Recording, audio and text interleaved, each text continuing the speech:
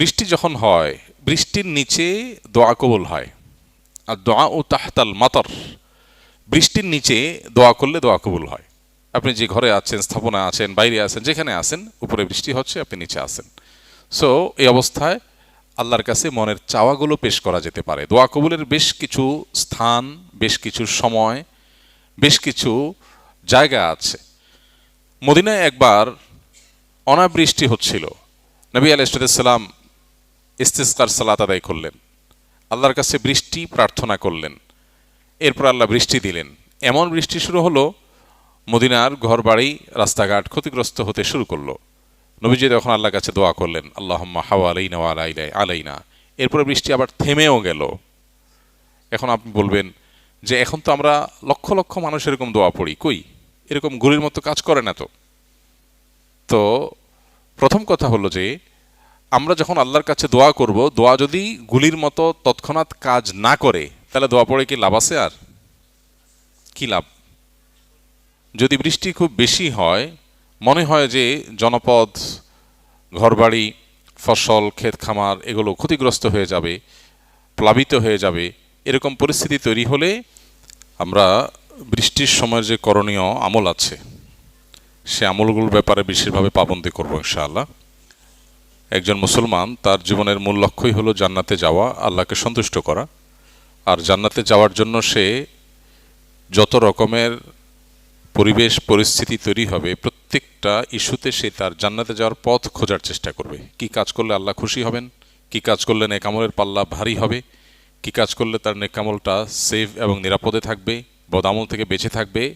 ইমানদার সেটার অনুসন্ধানে সবসময় সচেষ্ট থাকবে, কারণ ইমানদারের দৃষ্টি দুনিয়ার খুবই ছোট সংক্ষিপ্ত জীবনের সুখ শান্তি নয়, তার আসল দৃষ্টি হলো জান্নাত পর্যন্ত।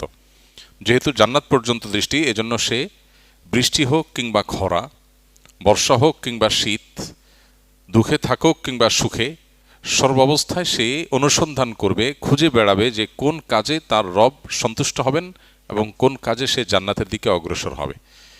তো এই জন্য বৃষ্টি বাদলের এই সময়টাতে আমাদের রব সন্তুষ্ট হবেন, খুশি হবেন, আমাদের জান্নাতের পথ সুগম হবে যদি আমরা এই সময়টাতে আল্লাহ নবী মুহাম্মদ সাল্লাল্লাহু আলাইহি সাল্লামের বাতানো সুন্নাহগুলোকে আমল করি। এর মাধ্যমে শুধু জান্নাতে যাওয়ার পথই সুগম হবে না, আল্লাহ রাব্বুল আলামিন দুনিয়াতেও আমাদেরকে হায়াতে তয়্যিবা বা পবিত্র, সুখময়, স্বাচ্ছন্দ্যময় জীবন দান করবেন। প্রাচুর্য এক জিনিস, আর সুখ আর স্বাচ্ছন্দ্য আরেক জিনিস। অনেক প্রাচুর্য, অনেক সহায় সম্পদ, অনেক নিজের মনের মতো করে জীবনটাকে সাজিয়ে ফেলতে পারা, স্বপ্নের মতো করে সব কিছু করে ফেলতে পারা, এটা আর আল্লাহ রাব্বুল আলামিন প্রদত্ত সুখ, দুটা সবসময় এক হয় না। অনেক সময় দেখা যায় প্রাচুর্য আছে কিন্তু সুখ শান্তি নেই। তো আল্লাহ তাআলা কোরআনে কারিমে বলেছেন, মান আমিলা মিনকুম সালিহান মিন যাকারিন আও উনসা ফালানুহয়িন্নাহু হায়াতান তাইয়্যিবা। নারী হোক আর পুরুষ হোক, যারা নেক আমল করবে আল্লাহ তাআলা তাদেরকে পবিত্র জীবন দান করবেন, সুখময় জীবন দান করবেন। এজন্য দুনিয়া এবং আখিরাত উভয়টা সুখের জন্য সুন্নাহ খুঁজে বেড়াবো আমরা ইনশাআল্লাহ। বৃষ্টির সময়ের সুন্নাহগুলো কি ভাই? বৃষ্টির সময় আমরা কি করব? প্রথম আমল হলো বৃষ্টির সময় দোয়া পড়ব। একটা বিশেষ দোয়া আছে, আল্লাহুম্মা সাইয়্যিবান নাফিআ। আজকে কি কেউ এই দোয়াটা পড়েছি আমরা?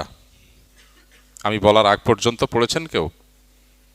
মাশাআল্লাহ, খুব ক্ষীণ কণ্ঠে জি শোনা যাচ্ছে, অর্থাৎ খুবই অল্প স্বল্প মানুষ হয়তো পড়েছেন। অথচ দোয়াটা আমরা বেশিরভাগ মানুষই জানি, আওয়াজ শুনে বোঝা গেল আমাদের সবারই জানা দোয়াটা। তো জানা জিনিসটা আমল হয় না, এজন্যই ওয়াযাক্কির ফাইন্না যিকরা তানফাউল মুমিনিন, আমরা একে অন্যকে স্মরণ করাই দিব।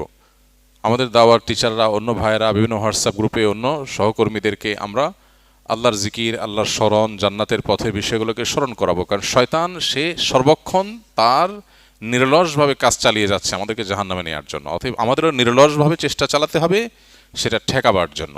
এজন্য একে অন্যকে স্মরণ করাবো ইনশাআল্লাহ। বৃষ্টির সময় আমরা দোয়া পড়ব, আল্লাহুম্মা সাইয়্যিবান নাফিআ, আল্লাহ উপকারী বৃষ্টি দান করুন, আল্লাহ উপকারী বৃষ্টি দান করুন। আর যদি বৃষ্টি খুব বেশি হয়, মনে হয় যে জনপদ, ঘরবাড়ি, ফসল, ক্ষেত খামার এগুলো ক্ষতিগ্রস্ত হয়ে যাবে, প্লাবিত হয়ে যাবে, এরকম পরিস্থিতি তৈরি হলে তখন আমরা দোয়া করব, আল্লাহুম্মা হাওয়ালাইনা ওয়ালা আলাইনা, আল্লাহুম্মা হাওয়ালাইনা ওয়ালা আলাইনা। আল্লাহ পাহাড়ে, পর্বতে, নদী নালাতে যেখানে বৃষ্টি হলে পরিবেশ শান্তও থাকবে, আবার আমাদের প্লাবনের সমস্যাও হবে না, বন্যায় ক্ষতিগ্রস্ত হব না, সেসব জায়গায় বৃষ্টি দেন। ওয়ালা আলাইনা, আমাদের যে সমস্ত জায়গায় বৃষ্টি দিলে ঘর বাড়িতে, ক্ষেত খামারে আমাদের ক্ষতিগ্রস্ত হব আমরা, রাস্তাঘাট ডুবে যাবে, সেখানে বৃষ্টি দিবেন না। আমাদের ইয়াকিন আজ ভয়াবহ পর্যায়ে গিয়ে থেমেছে। বস্তুবাদ আমাদেরকে এমনভাবে গ্রাস করে ফেলেছে, পৃথিবীর আর্টিফিশিয়াল দুনিয়ার চমক আমাদেরকে এমনভাবে গ্রাস করে ফেলেছে এবং সম্মোহিত করে ফেলেছে যে আমরা আসলে এই সমস্ত আমল দ্বারা যে কাজ হতে পারে সেই বিশ্বাসটা আমাদের ঠুনকো হয়ে গেছে, দুর্বল হয়ে গেছে। মদিনায় একবার অনাবৃষ্টি হচ্ছিল। নবী আলাইহিস সালাম ইস্তিসকার সালাত আদায় করলেন, আল্লাহর কাছে বৃষ্টি প্রার্থনা করলেন, এরপর আল্লাহ বৃষ্টি দিলেন। এমন বৃষ্টি শুরু হলো, মদিনার ঘরবাড়ি, রাস্তাঘাট ক্ষতিগ্রস্ত হতে শুরু করলো। নবীজি তখন আল্লাহর কাছে দোয়া করলেন, আল্লাহুম্মা হাওয়ালাইনা ওয়া আলাইনা। এরপরে বৃষ্টি আবার থেমেও গেল। এখন আপনি বলবেন যে এখন তো আমরা লক্ষ লক্ষ মানুষ এরকম দোয়া পড়ি, কই এরকম গুলির মতো কাজ করে না তো। তো প্রথম কথা হলো যে আমরা যখন আল্লাহর কাছে দোয়া করব, দোয়া যদি গুলির মতো তৎক্ষণাৎ কাজ না করে, তাহলে দোয়া পড়ে কি লাভ আছে? আর কি লাভ? আর দোয়া ও হুয়াল ইবাদা, দোয়া করাটাই ইটসেলফ একটা ইবাদত। বান্দা যা চায় আল্লাহ অনেক সময় তা দিয়ে দেন, অনেক সময় তা না দিয়ে আল্লাহ রাব্বুল আলামিন তাকে কোনো এর চাইতে জরুরি কোনো জিনিস যেটা সে চায় নাই, খেয়াল করে নাই, সেটা আল্লাহ তাআলা দেন এটার বিনিময়। আবার অনেক সময় দোয়ার বিনিময় দুনিয়াতে কিছুই না দিয়ে এটা জমা রাখেন, আখিরাতে তার বিনিময় আল্লাহ তাআলা দেন।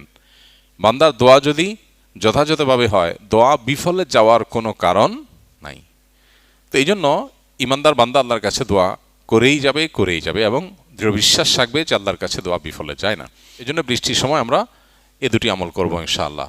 বৃষ্টি হলে আল্লাহুম্মা সাইয়্যিবান নাফিআ, অতিবৃষ্টি হলে আল্লাহুম্মা হাওয়ালাইনা ওয়ালা আলাইনা। তৃতীয় আমল হলো, বৃষ্টি যখন হয় বৃষ্টির নিচে দোয়া কবুল হয়। আর দোয়া ও তাহতাল মাতর, বৃষ্টির নিচে দোয়া করলে দোয়া কবুল হয়।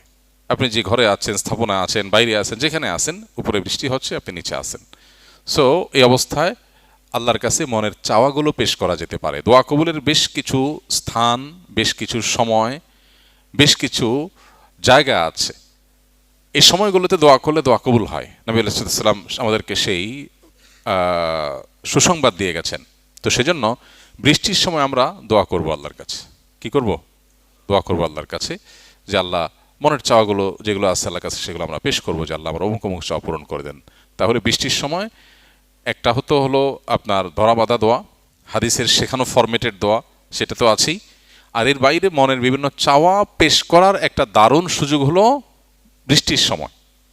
ভোর রাতে তাহাজ্জুদের সময় যেরকম দোয়া কবুল হয়, 5 ওয়াক্ত নামাজের পরে যেরকম দোয়া কবুল হয়, সফররত অবস্থায়, মুসাফির থাকা অবস্থায় যেরকম দোয়া কবুল হয়, তওয়াফ সাইরত অবস্থায় আরাফাতে যেরকম দোয়া কবুল হয়, ঠিক একইভাবে দোয়া কবুলের একটা গুরুত্বপূর্ণ মোমেন্ট বা সময় হলো বৃষ্টি চলাকালীন সময়। অর্থাৎ আপনি যে জায়গায় আছেন সেই জায়গায় যদি বৃষ্টি হয়, তাহলে ওই জায়গায় দোয়া করলে দোয়া কবুল হয়। এই জন্য আল্লাহর কাছে মনের দোয়াগুলো পেশ করবো ইনশাআল্লাহ। 4 নম্বর সুন্নাহ হলো বৃষ্টির মাঝে মধ্যে বৃষ্টি গায়ে লাগানো সুন্নাহ। বৃষ্টি গায়ে লাগানো এর মানে এইটা না যে আপনি শিয়াল ভেজা হয়ে ঠান্ডা লাগায় ফেলবেন। আমাদের তো বৃষ্টি গায়ে লাগে, সুন্নত আদায়ের নিয়তে বৃষ্টি গায়ে লাগানো হয়েছে কখনো? তাহলে আমলটা করবো ইনশাআল্লাহ। হালকা পাত্তা একটু লাগলো, বৃষ্টি লাগার ভেতরে কল্যাণ আছে। নবী আলাইহিস সালামের কোনো সুন্নাহ থাকার মানেই হলো এর মধ্যে কল্যাণ আছে। তাহলে সেক্ষেত্রে মাঝে মধ্যে বৃষ্টি গায়ে লাগাবো। বিশেষ করে যদি কখনো গোসলের আগে সুযোগ থাকে, দেখা গেল বাইরে কোনো কাজ আছে, একটু কাজ করলেন, রাস্তাটা পরিষ্কার করে ফেললেন, হালকা একটু ভিজলেন, এসে পরে গোসল করে ফেললেন। অবশ্যই সচেতনতার সাথে যাতে ঠান্ডা লাগার মতো ভেজা না হয়, তাহলে বৃষ্টি গায়ে লাগানো এটাও কিন্তু সুন্নাহ। ঠিক একইভাবে বৃষ্টি যদি ভয়াবহ আকার ধারণ করে, বন্যা পরিস্থিতি হয়, তাহলে সেক্ষেত্রে একে অন্যের সহযোগিতা করতে হবে, একে অন্যের পাশে দাঁড়াতে হবে। আল্লাহ রাব্বুল আলামিন আরও যে সমস্ত আমালগুলো আছে, প্রতিটা পরিবেশ, প্রতিটা সময়ের, প্রতিটা পরিস্থিতির সময় আল্লাহ তাআলা আমাদেরকে করণীয় আমলগুলো করার তৌফিক দান করুন।